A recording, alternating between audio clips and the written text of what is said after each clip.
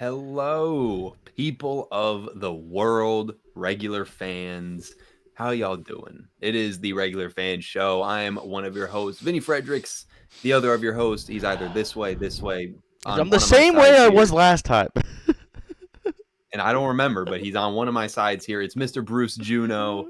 We are the Regular Fan Show, your favorite sports podcast that's hosted by fans for fans. Because, what better person to talk about sports with than your fellow fan?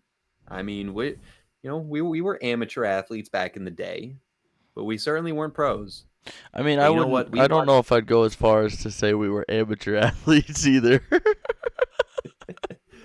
We were what would you call it? We were youth yeah, athletes, youths. We maybe. were we were in youth academies, aka we went to high school. Yes. And we were in gym class, so we Mhm. technically qualify as athletes.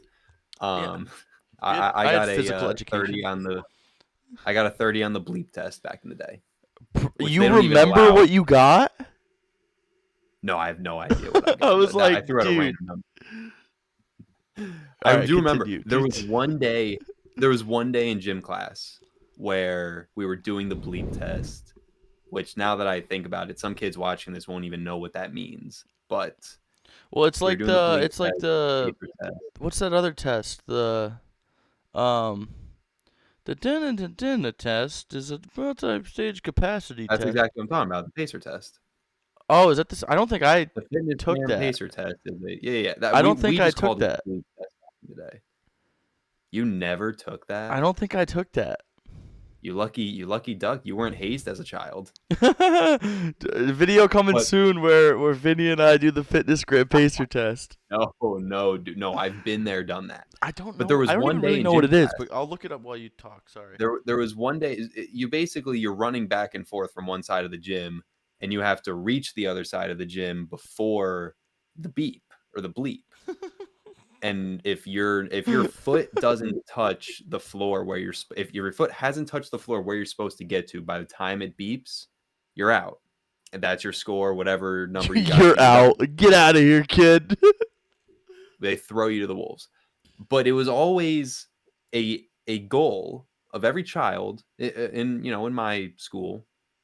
You wanted to be one of the last people running the bleep test. That made you one of the cool kids. That made you one of Oh, the yeah. Yeah. supreme, popular, athletic, whatever you want to call it. People talked about you for the rest of that school day if you were the last man standing in the bleep test. And one day, I made it to the final two. Ooh. Do you I win? didn't end up.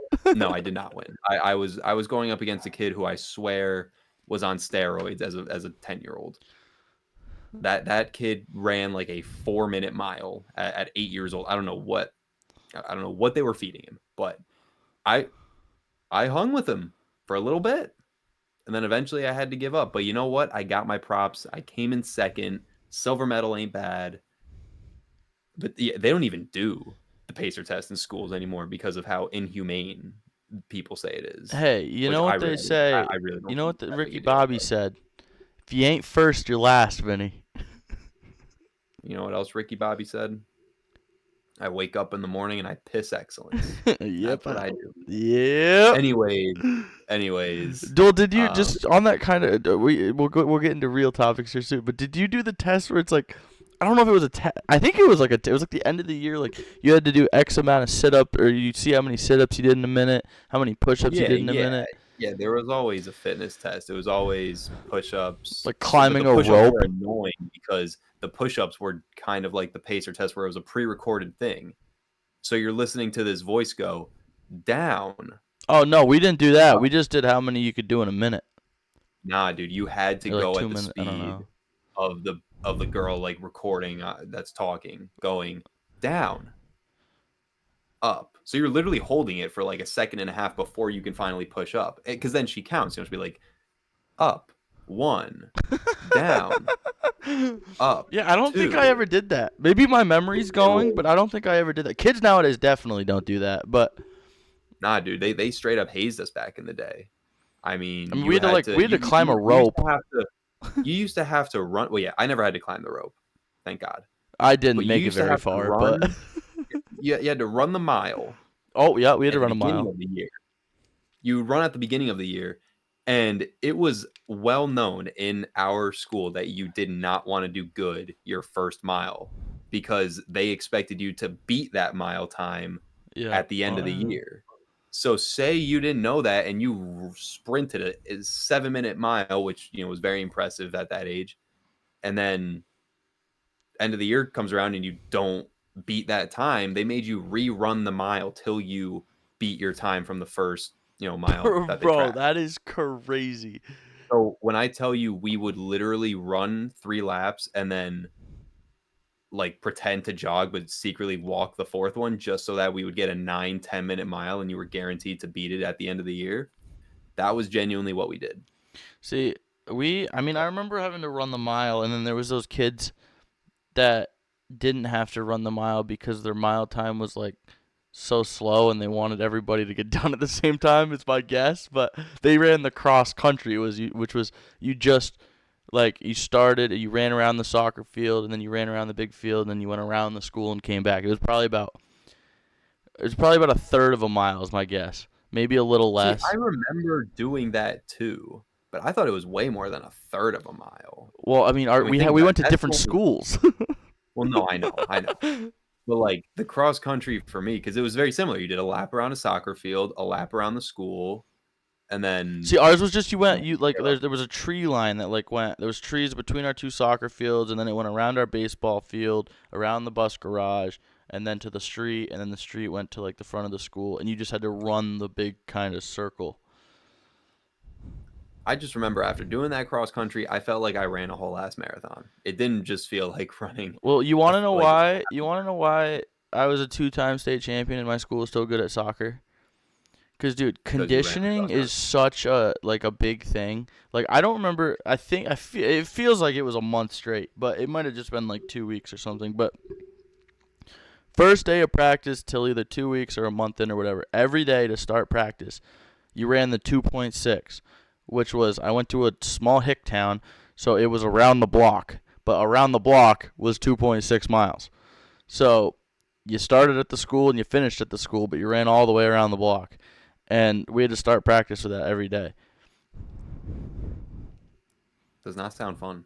I mean, dude, I remember when I broke 20 minutes. I remember when I broke 19 minutes. I think the fastest I ever did it in was like 18:56 or something like that, and I felt like the man.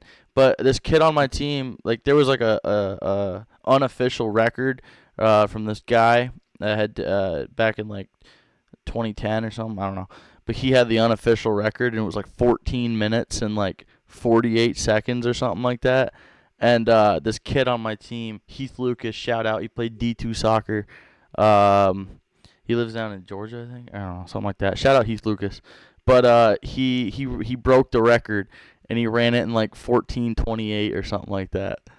Which I mean, do Jeez. the math, dude. Like, what is Well, that? 2.6 is what make. I mean, 14. That's 6. I mean, that's a 7-minute mile, but then you add the point 0.6 on the end. That So you're talking like 14:28 6 and like divided 15, by 6 and like 60. you're talking like 6 and 15 seconds or something per mile. Yeah, something like that. I mean, he Maybe ran a like quick mile too. He ran a sub 6 mile. yeah. That's one thing I never. I was never the most. I was an athletic child, but I was never the type that Well, this was wasn't like, yeah, child. let's This go was when we run were miles. 16, 17 years old. Yeah, no, of course.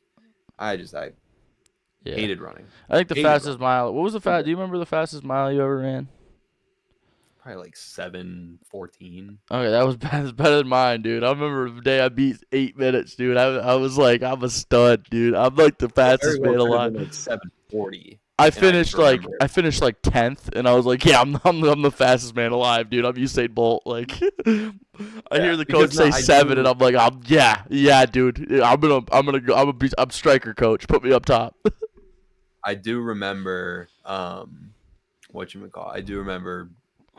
The first time I beat 8 on a mile, being so hyped Yeah, because I could it never was the get best feeling past. ever. I think I only did it once, and I still got lapped by Heath, but it was fine.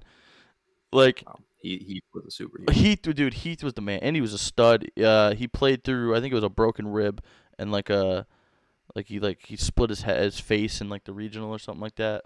But he wore a wrap on his head, and then he like got kicked in the ribs, and he played through it the next week. Oof. My buddy Jordan broke his arm in the state championship game. Half hour in, played the 50 minutes, the rest of the 50 minutes without telling anybody. But that's just what we So were, dude. We were a soccer school. With one arm. He could only Yeah, hold one because arm. so what happened was, so him and I, after every game, I was left back, he was right back, and we would kind of like celebrate together. Like we would run over to each other, dab each other up, hug, whatever. And obviously it was a state championship game, so I was ready to just go jump on him. And I ran over, and there's like tears in his eyes. He's like, "Whoa, no, no, no, no, no!" And I see him like picture somebody with an arm in their sling. Like that's what it looked like without the sling. And I was like, "Geez, what happened?" He's like, "I think I broke my arm." I was like, "Jesus."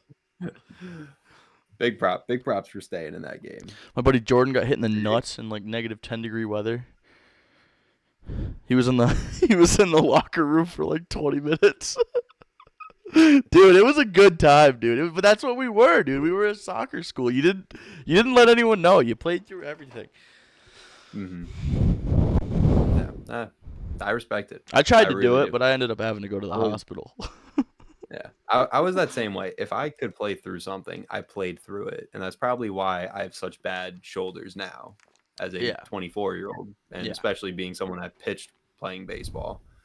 There was only one time that I recall growing up playing baseball that I came out of a game, and we had our rec league. It was the first game of playoffs, the first inning, the first batter. I'm at shortstop. It might not have been the first pitch, but it was the first at bat of the game. Grounder to my left side towards second base. I reach down to grab it with my glove, and I literally step on my own glove with my left foot trying to field the ball, and fall down and land directly just on my collarbone neck area right here. Somehow, by the grace of God, I didn't break anything. But all I remember from that is just like tumbling over, and somehow I landed perfectly on my knees, and I'm just kneeling down, and I'm just like, stuck like this, like unable to move my arm. And I'm like, this is a joke, right? Like I wasn't crying. I wasn't in pain. All I could think was, this is a damn joke. Like there's no way on the first at bat of this playoffs I get hurt, and then we end up losing the game, and season's done. My season was done anyway, but yeah, I always. See, I was like, I don't want to say a cool injury, but that's like a real injury. Like my only injury while playing sports was I jammed my finger playing basketball. I had to wear like a splint, but like I was just kind of out there to box out and get rebounds. Like that's all I did. But no, playing soccer, the only thing, it was senior year. It was right before the preseason tournament. We had like a huddle at practice, and I took my cleats and socks off, and we went into the huddle, and my buddy Jack took a step back, and he stepped on my bare foot with his cleats. And obviously it hurt, but I was like, I didn't think anything of it. I was just like, yeah, ow. And then we did the huddle, whatever, walked away, fine. And like as the week went on, it kept getting like hurting more and more and more and more and more. I was like, what the heck is going on? And then it like turned like purple, and I was like, what is happening? Like my foot is killing me. Like I'm like icing it, I'm doing all this other stuff. And then like by the end of like the week, a week and a half, like I physically like could not walk like on my foot. I could not put pressure on it, and my mom was like, you need to go to like urgent care or something. I was like, the tournament's this weekend, like I don't want to miss the tournament. She's like, you can't walk. I was like, okay, all right. So I drove. It was my right foot, so I drove with my left foot. Oh wait, sorry, breaking news: Mets acquire Freddie Peralta from the Milwaukee Brewers. Ooh, sorry, just got that from Jeff Passan. Please. We'll get into real news here after this story time. But yeah, so I had to drive with my left foot 20 minutes or whatever to urgent care. I went to back into or what did I do? No, this was after. So yeah, I go into urgent care. I get seen like a half hour, an hour in, whatever. And buddy's like, you need to go to the doctor, or you need to Foot go to the doctor. hospital, like, now. And I was like, what? What are you talking about? Like, what the heck? He's saying all these big words. I'm like, I don't know what you're talking about. So then, or it might have been my doctor. It Like, might not you have been need to urgent cut off care. your foot. You need to go. Yeah, basically. So I was like, whatever. All right, cool. I call my mom. I'm like, Mom, yeah, they told me to go to the hospital. She's like, all right, I'm on my way. So I go to, I go to pull. Like, I was so like disjointed because I was using my left foot. I almost just drove straight into a car because I thought I was in reverse. And or no, I meant to hit the brake and I accidentally hit the gas. That's what it was. But yeah, anyway, I didn't hit a car. I made it to the hospital. I go in. Turns out I have like a staph infection in my toe. Dude, what? Yeah, and apparently I broke my pinky toe too, but I don't count it because he goes, "You broke your pinky toe." And I was like, I literally grabbed my pinky toe and I like wiggled it around. I was like, no, I didn't. He goes, yeah, that's because it's one bone. Like, I was like, yeah, well, I don't count it. That doesn't count. So yeah, anyway, I had to stay at the hospital 2 nights, I think it was. And it was literally the nights of the tournament. So I'm listening to the tournament on the radio. Like, the local radio station was at the tournament. And I'm listening to my team play. And yeah, they're like, yeah, if you came a couple days later, this could have been a really bad situation. Jeez. I had like IVs, and I was 17, so I was still like a minor, and so I got like the kids' rooms or whatever they are in the hospital. It's got like dinosaurs on the wall, but you get unlimited food. So they were like, "What do you want?" I was like, "What can I get?" She's like, "Anything from the cafeteria." I got like a whole pizza. I was like, "This is awesome."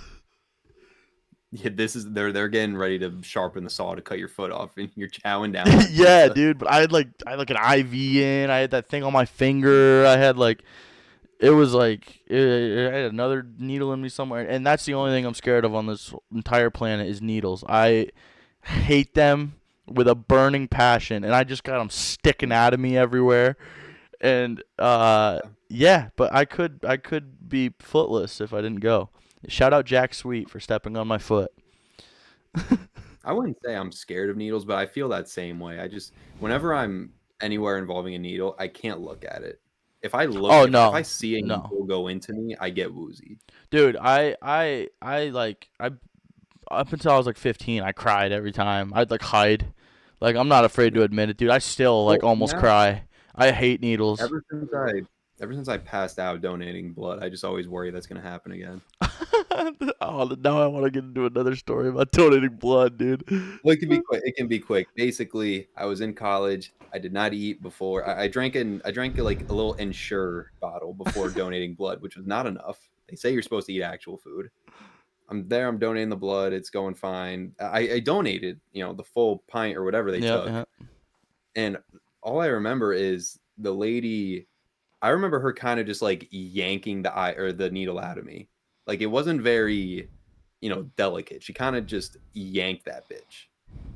And then I like just remember looking down and seeing a little bit of blood squirt out of me. And the next thing I knew, I was like looking off to the side like this, coming to with like four people, their faces directly in mine, Yep.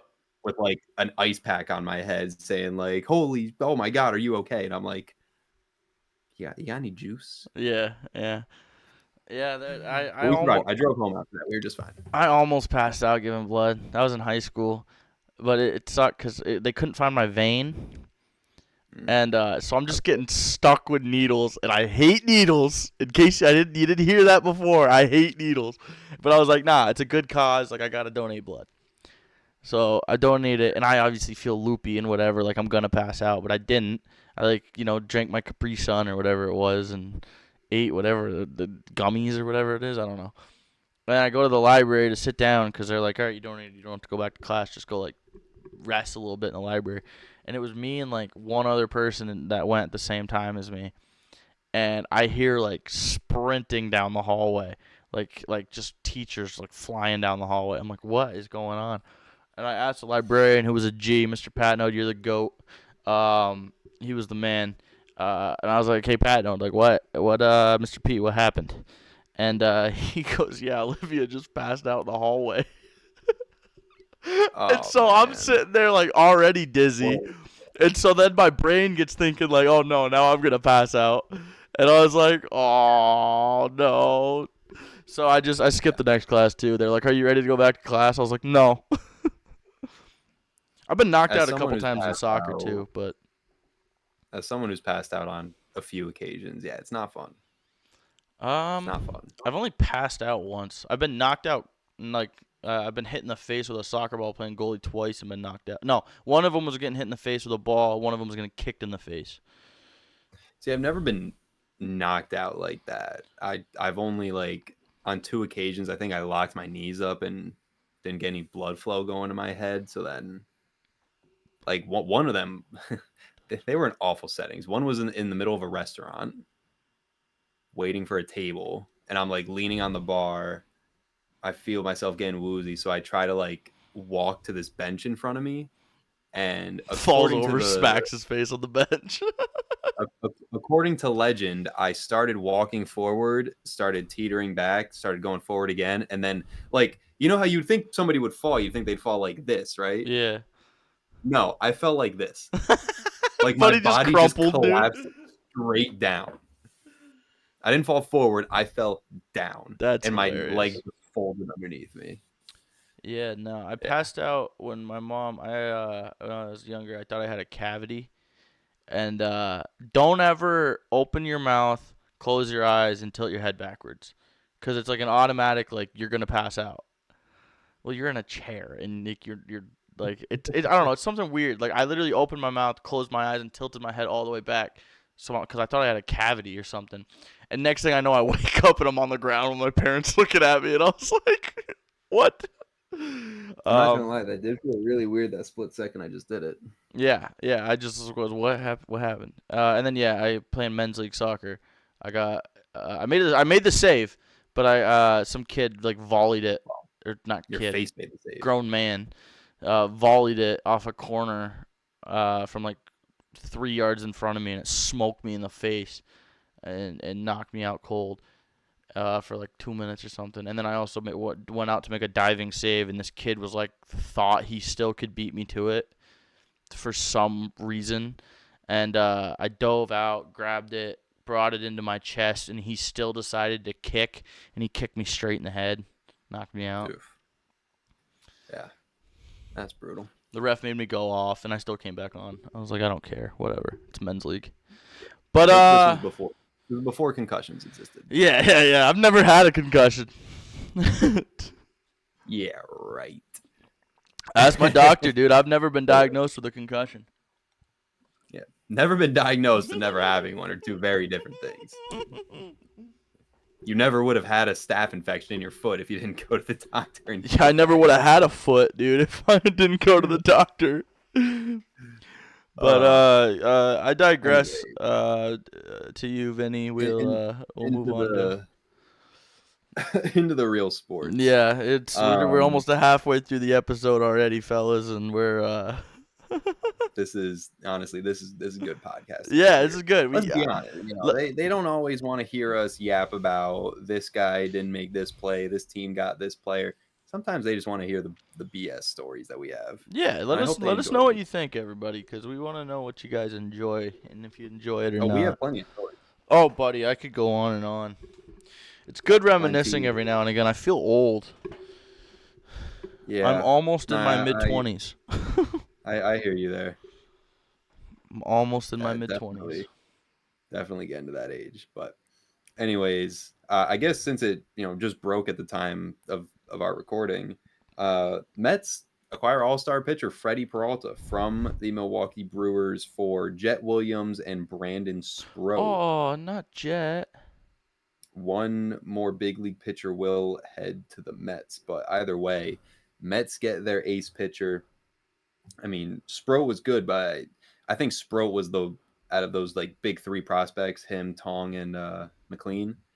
I think Sproat was the one they were most willing to part ways with. I've interviewed all those guys. Side note, an all-star starter in Freddie Peralta is exactly what the Mets needed. You know, they got their big bat in Bo Bichette. They got their center fielder in Luis Robert. Now you add Freddie Peralta. If the Mets go out there and sign a Framber Valdez or a Zach Gallen or another starting pitcher that's on the market, this Mets team looks pretty good. After it seemed like the sky was falling when they lost Pete Alonso and Edwin Diaz and traded Brandon Nimmo and Jeff McNeil. It seemed like sky was falling for Mets fans. But now, all of a sudden, they look just as dangerous as you expected them to be with guys like Soto, Lindor, and now you build a good lineup around them. Yeah, Mets are. I'm not going to say my favorite to win the NL East, but they're certainly not missing the playoffs again next year. Yeah, and I mean, on the side of what was I? What on the side? Anyway, sorry, I was just reading something. On the side of the Brewers, I mean, who it was? You said Jet Williams and who? Brandon Sproat. Okay, yeah. I mean, both those guys are studs. I've actually Yeah, and I've had the the Brewers pleasure are of young. talking to both of them. Um, Did you? yeah, I interviewed them both and just had conversation with them. When they played Double A, in Binghamton for the Rumble Ponies. Um, Oh, right. yeah, the Jet's a super cool guy. I only talked to Sprout once. Jet's just like the man. Like, if he wasn't famous, like, I think I'd be friends with him. Like, that guy was awesome. I was wondering why when I mentioned the name, you were like, "Oh no, not Jed." I didn't realize that you had actually interviewed these guys before. Yeah, we've shot the shit, dude. That's pretty They're sweet. both homies. They're both cool. Like I said, I only talked to Sprout once, but Sprout was a cool guy. Good interview. Jet's just like the man. Like, Jet's honestly awesome. Mhm. Well, But they're both speaking studs. of, Anyway, on the baseball terminology, they are both studs. Like, it's not like the Brewers are not getting something good in return. yeah, and I think the Brewers, especially after the Dodgers pick up Kyle Tucker, no one's planning on being the Dodgers in the National League unless you have a generational talent on your team. The Brewers are very young. They were a playoff team last year, and I'm trying to remember who. Oh, they were in the NLCS against the Dodgers. That's right. Which kind of makes me second kind of go back on what I'm saying because I forgot for a second. They were one series win away from going to the World Series. Granted, the Dodgers won that series pretty easily, but I mean, you're one series away from going to the World Series and you trade away your ace pitcher. I'm a little confused by that. And you're right, they did get two very good prospects in return. But it doesn't really make sense if you're close to going to the World Series why you would look to gain prospects. But you look I at mean, some of both their those top guys were players top like 10 prospects last year. Like, they yeah, they're looking long term here. I think they they're not even. I think those recognize guys that. could make the roster this year. Yeah, they certainly could, but Who's their shortstop? Who's the Brewers shortstop? Joey Ortiz. Yeah, put Jet in, dude. Yeah, possible. But again, you look at a lot of the guys on this team. Bryce Turang's 26. Jackson Churio's 21. Sal Frelick is 25. William Contreras, 28. A lot of these guys, Do you think they're gonna really. have the run that? I mean, obviously they just lost their ace, but like, No, I don't think they. I don't think they go. Back to the I mean, NLCS. even They if they they had might the go on team a that they run, had make this year, the do you think they playoff. would do it again? Mm, Or this past year, not this year. But if they had the same team they had last year, do you think they would be able to do it again, or was that kind of a fluke? Because obviously I they were balling on a budget. They were, but they were also really fun to watch. They were the best Oh team in the yeah, National League for a minute there. they had an incredible season. I don't think they make another run like that. I mean, what they did was very impressive with the guys that they had, but the thing that doesn't make sense to me is they didn't build on it. They haven't gone out and acquired a lot of talent to try to improve this team to get back to that point. They're going in the opposite direction right now. They're trying to get younger and look long term. And I think they just recognize the fact that the Dodgers are a juggernaut, so they're not going away anytime soon. The Mets are, well, they just help the Mets get better. So I guess that doesn't really matter that much. But I think they don't have the confidence. What would you rate That's the what this move. trade? What would you rate the trade for both sides? Mets, I give it an A minus. they needed an ace pitcher bad, and I don't think they really overpaid for Freddie Peralta at all. For the Brewers, I'd give it like a B minus because, well, maybe a B because, like you said, they got two really solid prospects back, but it doesn't make sense to me why you would go backwards instead of trying to bring in talent, why you're trading talent away when you just were a top team in the National League and close to the World Series. They're not making it back to that point with this, without an ace pitcher. They don't have an ace pitcher now. They might not get the same production out of these young guys that they got last year, or they might be better. Who knows? It again, it just doesn't make sense to me why you would make this deal if you're the Brewers, unless you're basically saying, you know what, we had a lucky year last year. I'm not confident enough in this unit to make it back within contention to go to the World Series. I don't see why else you would trade Freddie Peralta if you had any confidence in your team to make a deep playoff run. I'm trying to think. Who? I'm trying to think who their ace would be.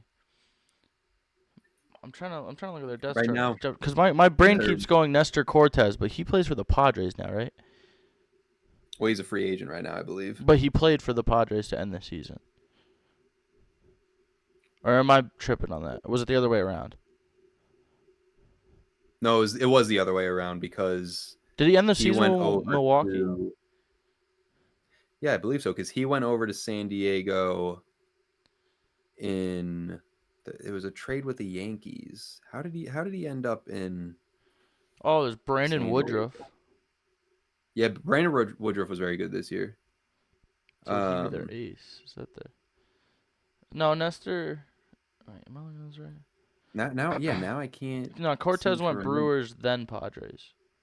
It went Yankees, Brewers, Yeah, yeah, Padres. yeah. Oh, it was okay. It was he went to the Brewers in the deal for Devin Williams. Then the Brewers sent him to the Padres. Yeah, I don't know why. The brief time he was at Milwaukee, I remembered him being at Milwaukee. Yeah, But and it wasn't a very, yeah, blockbuster I'm trade. sitting They here like, who's gonna be their ace? Nestor Cortez, and he played like 5 games. Yeah, the Brewers got Brandon Lockridge and Jorge Quintana for Nestor Cortez, and Nestor's a free agent right now anyway. But yeah, right now Do they even? Brandon Woodruff Is that is all your they ace. have? That's all they have right now. They have Tobias Myers. Oh, and they have Jacob Mizorowski, who was a stud last year for like a month span, and then kind of fell off a cliff. But he was a rookie last year, so they do still have Miz. Hmm. But I mean, who knows how good he'll be? Again, I Mm-hmm. get that the Brewers are going young because they have a lot of really young talent, But they got to but it's hold so on to their smart of young them. talent if they want to grow into a team that's gonna go places. Yeah, maybe they. Again, it brings me back to maybe they just didn't expect to get back to where they were last year, so they figured, let's sell high while we can, get some good prospects, and 3-4 years from now, when these guys are all developed, maybe Jackson Churio's playing at an MVP level, maybe Miz is a Cy Young level pitcher. I don't know. I don't know what the Brewers are really thinking here with this deal, but for the Mets, I really like it. Um, they're going to be a dark horse team in the NL East next year. Fair enough. So I guess moving on. Um, one thing that I wanted to get into. Well, actually, you know what? Backtrack. Last time we talked, Bruce, or one of the previous times, we got pretty big into the point shaving scandal in Oh, we went college down the rabbit basketball. hole. Yeah, we went down quite a bit of a rabbit hole. And similarly to that rabbit hole, we went down another rabbit hole a while back about this whole betting scandal with the NBA, the mafia, Terry guys like Terry Rozier. Rozier involved, Chauncey Billups. Well, the reason I bring that up is, excuse me, we've got our first prison sentence because of the NBA betting scandal. Timothy McCormack, a self-proclaimed gambling Yeah, addict. so that's what I was about to say. The first arrest is A self-proclaimed gambling addict. Received a 2-year prison sentence Wednesday as he became the first defendant to be sentenced for his role in the conspiracy involving NBA players Terry Rozier and Jonte Porter. A federal judge in Brooklyn handed down the sentence to McCormack, who defrauded sports betting platforms by using non-public information to place highly profitable wagers tied to the performance of NBA players allegedly in on the scheme. So does that mean he was boys with Terry? That's what I'm wondering. No, Was we he can't boys? say that. Terry pleaded not guilty. There's only I been one watched sentence. There's Terry. only been one I sentencing. There's only been one sentencing, Vinny. We can't jump to conclusions. I watched Terry Rozier play on the Miami Heat. I think that boy is guilty. We can think all we want to think, but we are not a jury. We are not a judge. We are not an attorney for the plaintiff or the I thought defendant. you He's were the gonna defendant, go. right? So we're not an attorney for the plaintiff. I thought you were gonna go executioner there. We're not that either. Well, I'm just saying, like the judge, jury, executioner. I don't know. I thought you were going that No, route. I'm just saying we're not involved in the case. We Yeah. don't know the details, but I also think he's guilty.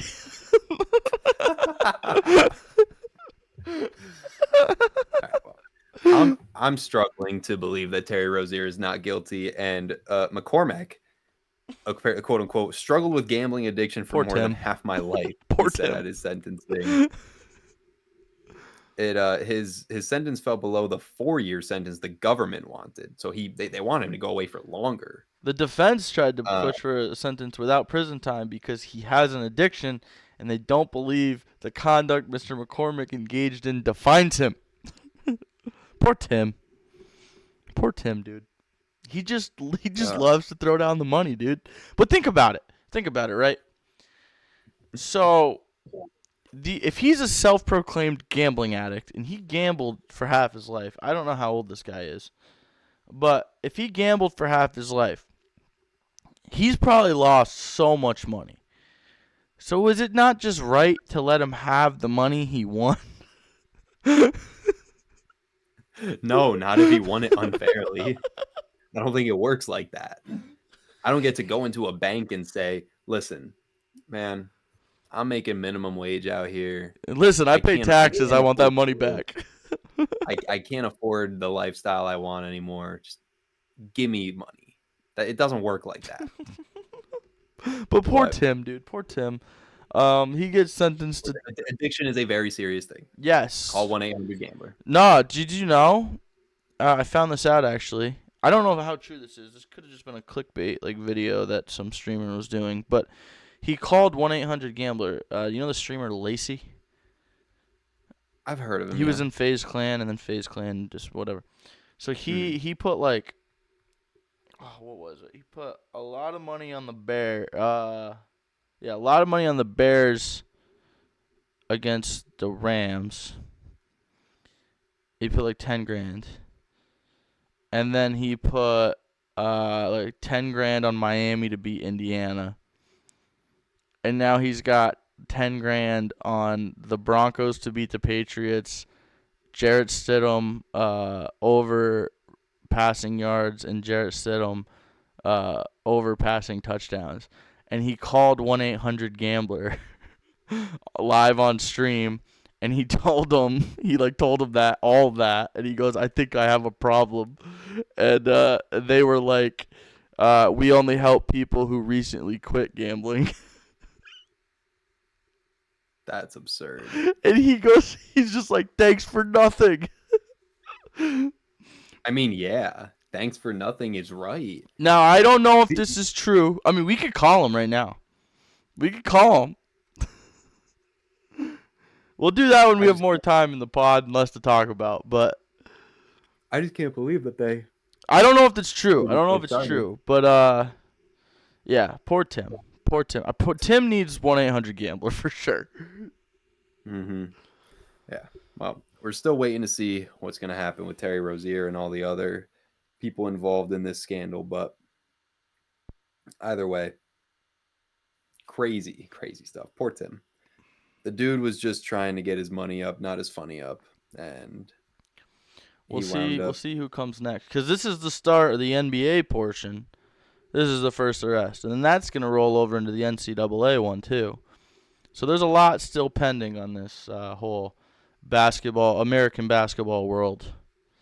Yeah. Um, Still to Speaking come. He is speaking of free on a $3 million bond. Somebody paid $3 million. He probably did from his winnings, dude. He probably paid the $3 million to go to be free until his expected court date isn't until March.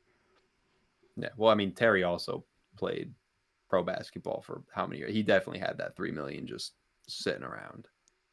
We're talking about Tim. No. That was about Terry, I thought, about the $3 million bond. Oh yeah, it is. Yeah, it is. Yeah, it is. Never mind. Disregard what I said. I was like, I poor was gonna Tim, say dude. Tim wouldn't be allowed out on bond if Yeah, he was dude. I heavy don't into know how that the law shit. system works. Jonte Porter, he pleaded guilty. Sorry, it's pleaded guilty to federal Yeah. conspiracy. And then his brother Michael Porter Jr. hopped on a podcast and was like, "Yeah, dude, it makes sense. Like if I tell all my boys, yo, put 10K on me on all my unders, and I go to coach and say, hey man, my hamstring is acting up, it's easy money." Literally said this live on stream. Is that why Kevin Porter Jr. strained his oblique? Could be. I mean, those guys aren't But real. we're not jumping to conclusions. We're not jumping to conclusions. Anyway, speaking of college basketball, like you mentioned before, there's a bit more news, and yet another player who has entered the NBA draft, has played professional basketball for multiple years in the G League, signed a two-way contract with the San Antonio Spurs after going undrafted. Talking about Charles Bediako. Played 2 years at Alabama. Went to the NBA draft in 2023. Did not get drafted, like I mentioned. Signed the two-way contract with the Spurs right after that. Played for 3 years in their G League development system, and has now been granted 2 more years of eligibility to go back to school and play at Alabama again.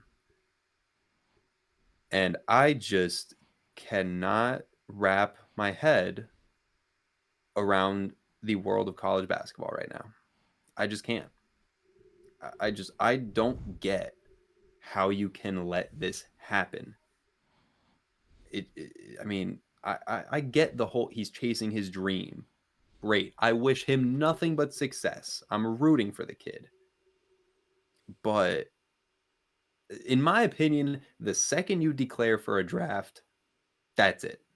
You've given up the rest of your eligibility. You are declaring for the draft because you think you are that good and have proven you're that good that you will be one of the first 60 players taken. And if you're not, you think you're that good that you can get a workout with a team, make it on their G League roster, and grow your way up the rankings to then making the actual team in due time.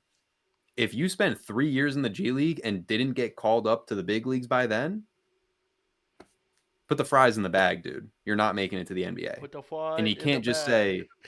you can't just say, well, I tried for 3 years, didn't make the NBA. Let me go back to college so I can play against high school kids. Or not high school, but you know what I mean. I mean, Freshmen, yeah, 18, like think about 19-year-old Indiana freshmen. versus Miami, dude. The age gap of average age. And it showed. It showed all season for Indiana when they have a team that averages, 23 years of age. Just It speaking does on the show. college football, I don't know, dude. I am so good at sidetracking, and I'm realizing this now. Um, like I am really good at just having a thought that has I mean, we absolutely we can nothing to do with what we're talking about. But we can go into the um oh, Giants news. Anyways, we can go into the college football because I no, said my no, piece on I that. wasn't gonna delve too much into it. But I was just I heard a comedian say this once. How are college football teams beating the United States Army and the United States Navy and the United States Air Force? Well,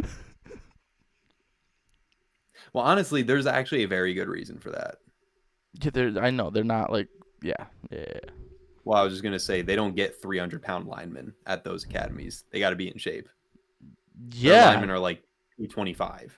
but this is also the military we're talking about. So are you Yeah, saying we but I could mean, just send these 300-pound linemen to war? no, you. That's the thing. You can't because they're not in good enough shape. They're just big. Fair They'll get enough. spotted. They'll get spotted by But the enemy in isn't it a 2 seconds. funny concept though? It is. No, it is a funny concept. Also, the military academies don't throw the football. They run the triple option every single play. Yes, sir. Well, you know what? Shout out to Navy. They finished the year in the top 25 AP rankings. They're 23. Yeah, and then Army did last year. Oh, I forgot about that. Yeah, Mhm. Um, scary.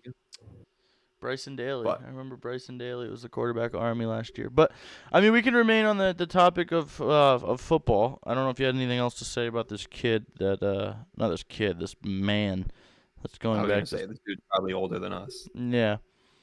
No, probably not actually. But yeah, that's all I had to say was I don't agree with being able to go in the NBA draft and declare and then say, "Oops, sorry, I realized I'm not good enough for the NBA. Let me go Oops, back to I college for who did I it was." again. You know, if you make the mistake of going to the draft too early and not making a team, I'm sorry. That's where, you know, that's on you. You're becoming a grown up. You made a grown up decision to leave college early and declare for the draft, whether it was your agent's idea, well, I guess, back in the day they didn't have agents, but now they do. If it was your agent's idea, if it was, your girlfriend, your mom, your dad, whoever told you to go to the Well, draft and then you don't make a team, what doesn't sorry. help, what That's doesn't it. help too is you're probably making more. You have a chance to make more money with NIL at a college Right. team than you do playing in the G League. Right. And that's why you see these guys leave and go back. You see people coming from overseas that are 25, 26 years old going, well, I've played overseas professional basketball my entire life and I'm not good enough to go in the NBA draft. Let me go take a stab at American college. And then you have like 24-year-old freshmen Yeah. coming in when as I don't care how great you are talent wise, an 18-year-old kid in his first year of college is not going to be as, maybe some of them are just generational talents, but on average, they're not going to be better than some 26-year-old guy from Uzbekistan who's been playing basketball since he was 12 Who was sent to professionally. Dagestan for 2-3 years. Like that's where I have a problem with it. If Calipari said it best, if you're a coach, you'd be an idiot to recruit high school kids when you can recruit 24, 25-year-olds. Yeah. Those are the guys that are going to win you national championships. And we're going to go down this path where 20, 30 years from now, kids are going to say, wow, Baylor had a great championship run. Oh, Alabama won the national championship that year.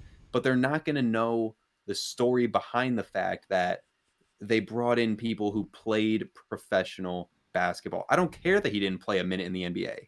He signed an NBA contract. A two-way contract means you can be called up to the NBA for a set amount of games, and they can choose at any point to upgrade that contract to fully guaranteed and make you a member of the team.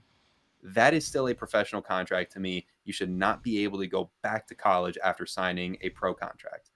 That is my, final thoughts on that whole topic. Well, I mean, it's a real thing. It is a big issue because, like, even think about again. I'm deferring to college football, but like the reporter before the Natty who asked Carson Beck, what was it like going to class, and he goes, "I graduated 2 years ago."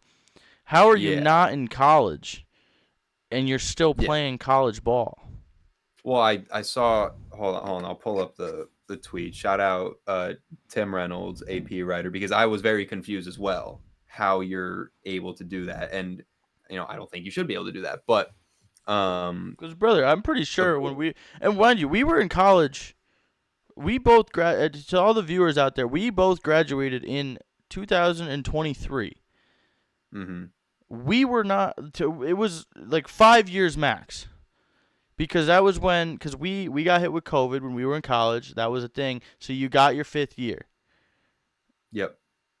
Um, I don't think there was like the whole graduate year thing, whatever. I think it was literally 4 years, and then you got your 5th year from COVID. Now Right. you can have your 4 years. Kids are still somehow getting a COVID year, even though like freshmen were 10 years old when COVID hit. Um, you got your 4 years, your COVID year, your grad year, your your red shirt year. Which it feels like at some points they're just like, okay, yeah, I didn't play 15 games over the course of my entire college career. Let me become a redshirt graduate student and Yeah. play another season. It's I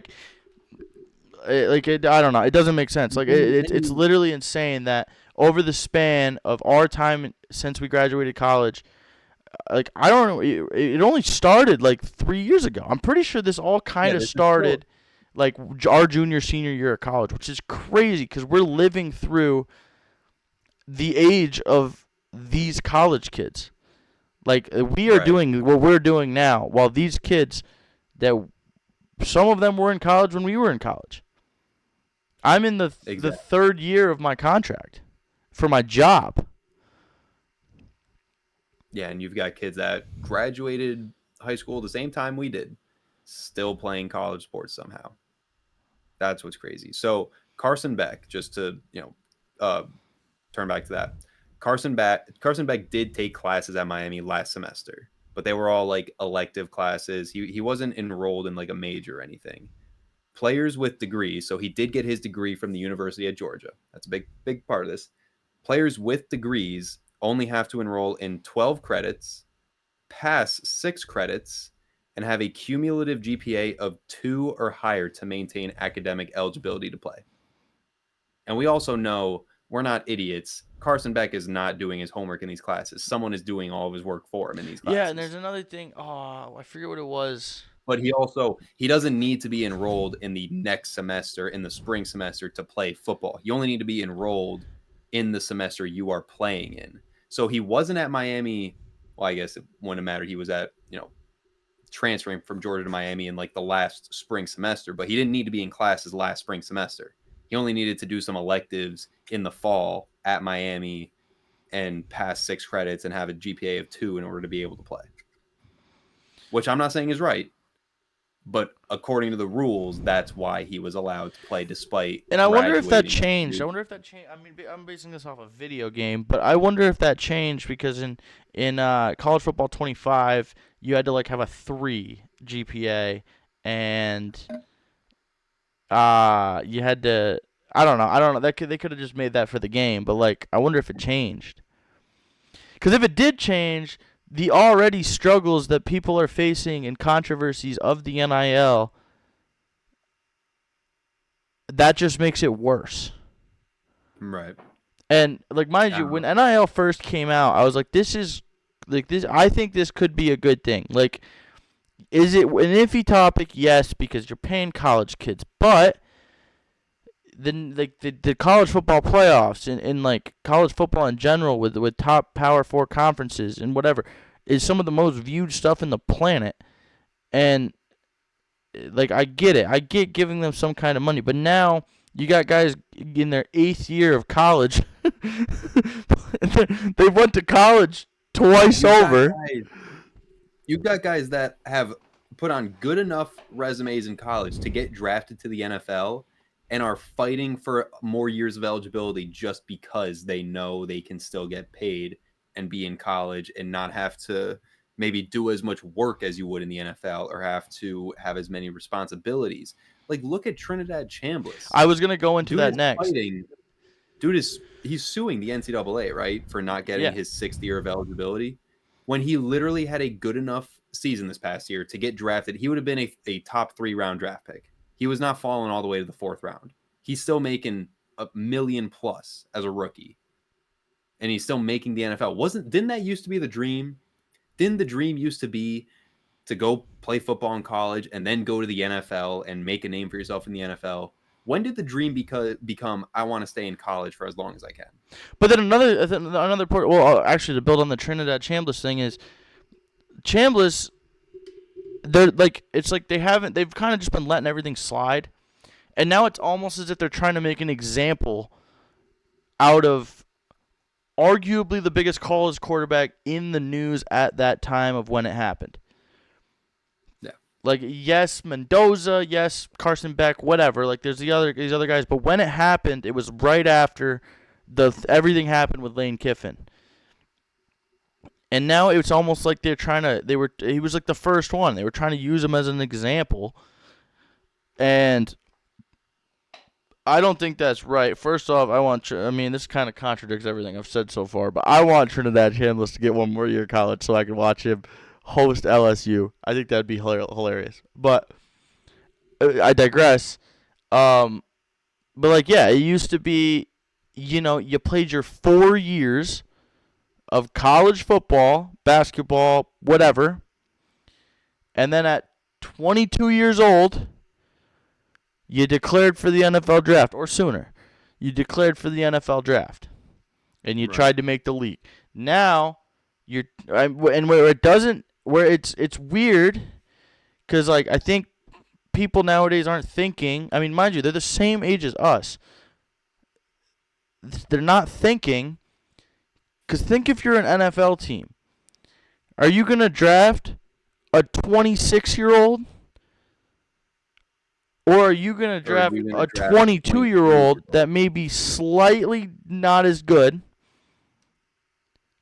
But you can develop. But you can develop for 4 years before he's as old as the other guy. Mm-hmm. That's what it comes down to with Carson Beck.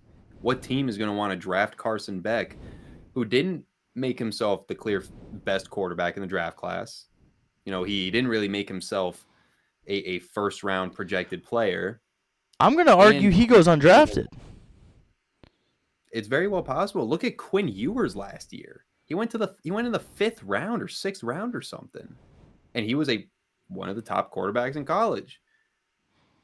But when you're around that long and you're that age and you haven't really, you've already kind of developed into the player you're going to be. I'm not saying that Quinn Ewers can't develop more or Carson Beck can't develop more, but you look at these guys and I mean, you wonder like how much better can you be? You're already a fully grown adult. You've already practically, almost fully matured.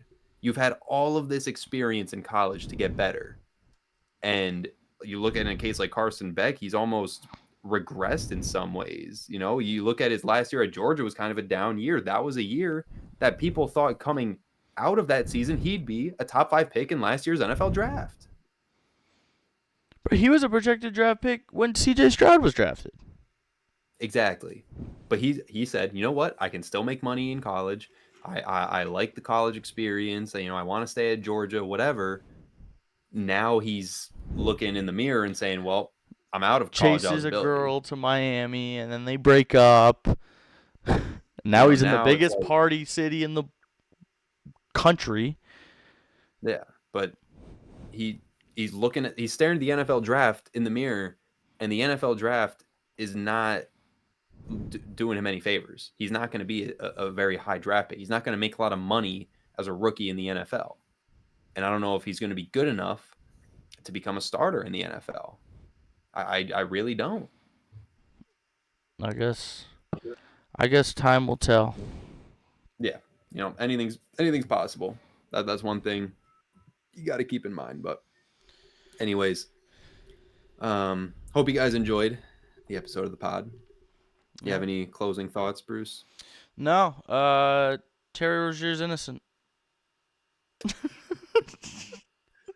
Anyways, hope y'all enjoy. I can't. Don't arrest me. Don't arrest me. I don't even know. I think it's freedom of speech.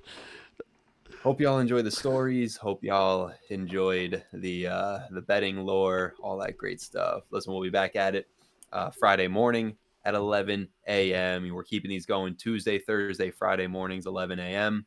Every single one of those days. You'll find us on YouTube, Spotify, and make sure you check out the socials on Instagram, TikTok at The Regular Fan Show. For more content from us personally, check out Locker Room SM on all those same social medias and YouTube, and obviously lockerroomsportsmedia.com. For any basketball fans out there, check out the Dot Hoops Hub. That's the Dot Hoops Hub. That's where I'll be doing basketball specific content on the daily. And make sure if you guys need that energy powder, you need that pre workout, head over to w.gg. When I tell you they have a slew of different flavors, it is abundant how many flavors they got. I guarantee you they got a flavor that you'll like. And use code RFS, you get 10% off on your order. So go check it out. Can't recommend it enough. And if you guys are into the betting, we have so many betting apps that you just can't keep track of it all. Download Pick'It. Pick'It, if you use code Locker Room, you can get some money saved on the Pick'It Pro subscription, which will basically track all of your betting in one central area. So no more flipping between different apps to try to figure out what you lost here, what you won here. Pick'It tracks it all for you. Did I miss anything there, partner? I don't think so. I was kind of zoning out. Anyways, hope you guys enjoyed the episode. We'll be back at it tomorrow morning. Check out all that great stuff, like I mentioned, and we'll keep it going. Vinny Fredericks, Bruce Juno is on one of my sides here. By the fans, for the fans. We love y'all. Peace. Take care, y'all.